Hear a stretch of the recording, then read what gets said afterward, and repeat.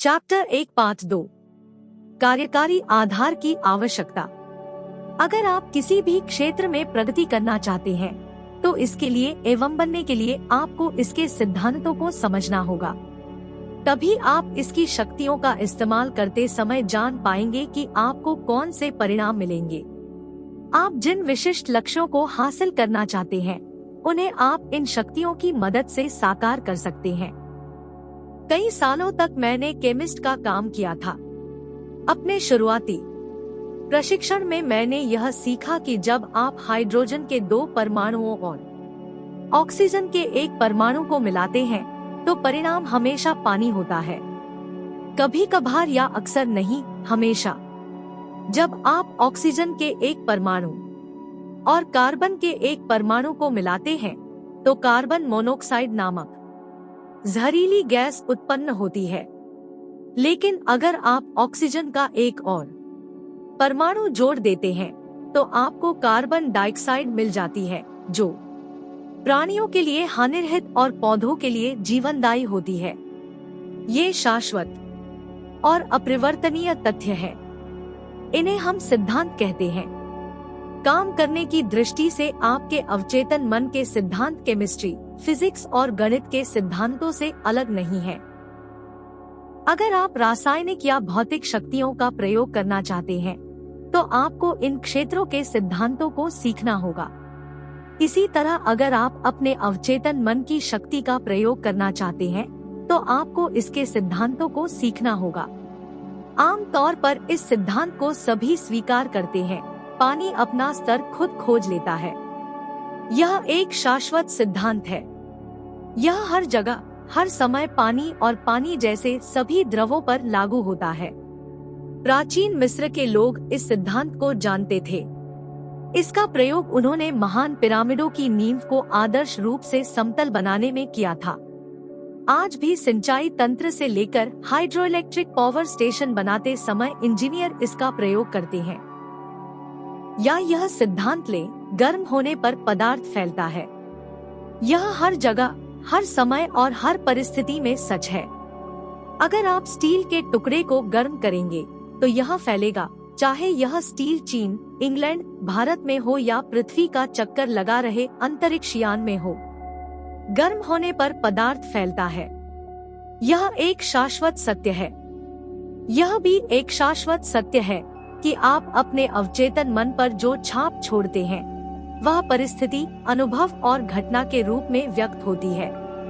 आपकी प्रार्थना का जवाब मिलता है क्योंकि आपके अवचेतन मन की शक्ति सिद्धांत है। सिद्धांत यानी वह तरीका जिससे कोई चीज काम करती है।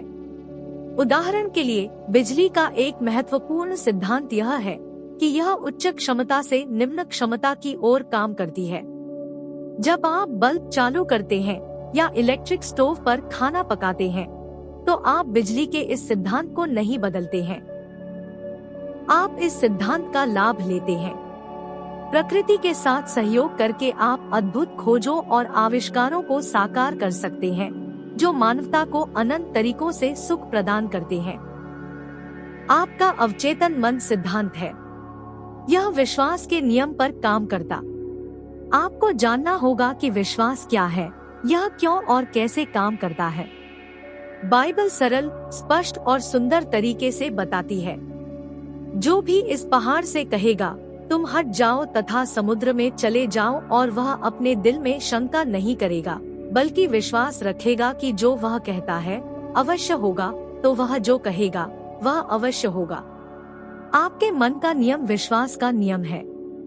इसका मतलब है अपने मन की कार्यावधि में विश्वास करना, स्वयं विश्वास पर विश्वास करना। आपके मन का विश्वास और कुछ नहीं, आपके मस्तिष्क का विचार है। आपका अवचेतन मन आपके विचारों पर प्रतिक्रिया करता है और उन्हीं के अनुरूप अनुभवों, कार्यों, घटनाओं तथा परिस्थितियों को उत्पन्न कर देता है। याद रखें, आपको सफलता उस चीज के कारण नहीं मिलती है जिसमें आप विश्वास करते हैं। सफलता तो मन के विश्वास के कारण मिलती है।